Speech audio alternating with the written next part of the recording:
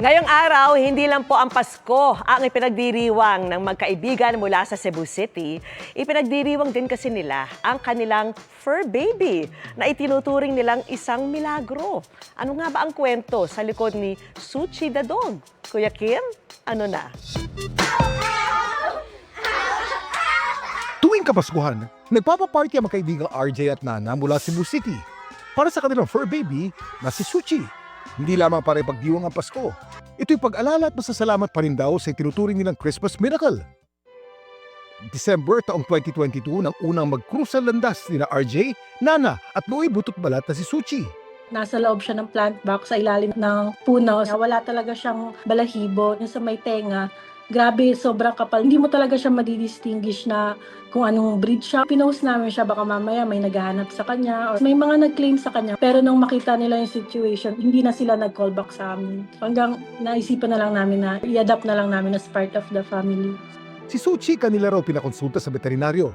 Very abnormal yung mga results, no? Biochem test. So, every week for 3 months, pabalik-balik kami, trial and error kami ng mga pagkain niya, kung ano yung bawal. Pero dahil sa kanilang pagpupursigi, si Suchi di malang gumaling. Mabilis yung pagtubulit ng balahibo niya. Mula noon, binuhos nila kay Suchi yung pagmamahal na tila pinagkait sa kanya noon.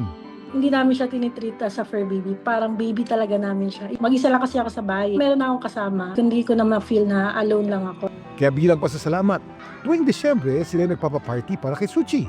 Naging tradition na mamimigay dun sa mga batang kalsada. Nagpapagames kami, namimigay kami ng mga loot bags for the kids, loot bags for the pets. Ayon sa PAWS o Philippine Animal Welfare Society, nitong nakaraang taon, tinatayang mahigit 13 million stray animals ang palaboy-laboy sa ating mga lansangan. Kalunos-lunos ang buhay nila. Walang nag-aaruga, walang matirhan, at walang makain.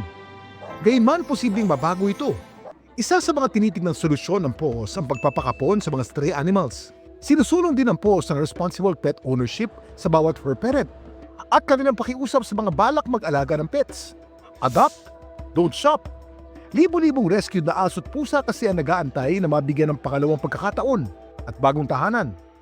Ngayong araw ng Pasko, ipalaganap natin ang pagmamahal at malasakit, hindi lang sa ating kapwa, pati na sa mga hayop na ating nakakasalamuha. Ito po si Kuya Kim at sagot ko kayo, 24 oras.